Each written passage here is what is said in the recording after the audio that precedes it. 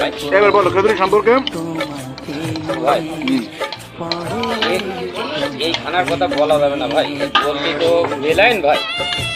যে খানা যেভাবে হয়েছে ভাই, এইভাবে বাইরের লোক আসলে খাইলে বুঝতে পারবে ভাই যে যেমন যেমন টেস্ট খেচুড়িতে হয়েছে তেমন টেস্ট গরু মাংস রান্না হয়েছে।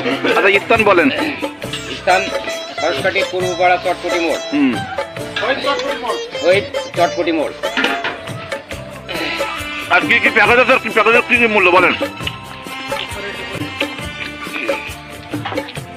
আমি তো বলছি তার আগে পড়িনি কি কি তা তো আমি জানি।